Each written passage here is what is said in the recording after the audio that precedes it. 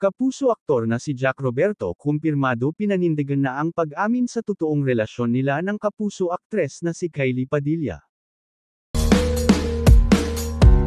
Sa kauna-unahan at pambihirang pagkakataon ay kumpirmado na sa wakas ang pag-amin at paninindigan ng kapuso aktor na si Jack Roberto sa publiko tungkol sa totoong relasyon nilang dalawa ng kapuso aktres na si Kylie Padilla sa isang eksklusibo at one-on-one interview ngayon araw.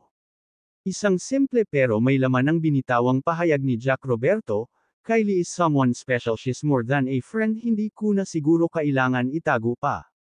Matatandaan nagsimulang pag-usapan ang kanilang relasyon dahil sa tinatamasang kasikatan ngayon ng kanilang teleserye na My Father's Wife kung saan nagkamabutihan at lumalim ng husto ang pagkakaibigan ng dalawa.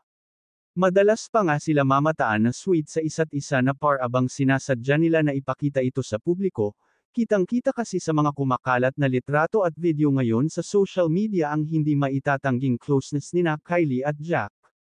May mga bagay na hindi na kailangan sabihin o aminin pa, dahil nakikita na ito at nararamdaman sa bawat kilos ng isang tao.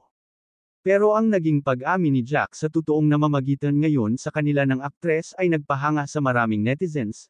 Marami ang kinilig at sumang-ayon sa dalawa na talagang bagay na bagay daw silang dalawa. Pero ang tanong, eto na nga ba ang simula ng istoryang bagong kwento ng pag-ibig sa mundo ng showbiz? Matapos ang mga masalimuot na buhay pag-ibig ng dalawa, o may mas malalim pa na istorya na unti-unti palang nasisilayan ng publiko ngayon, si Jack ay nagsalita na. Si Kylie na lang ang hinihintay, maglalakas ng loob kaya siya na umamin o mananatili na lang sa pagitan ng mga tingin, ngiti at hawak kamay na puno ng damdamin.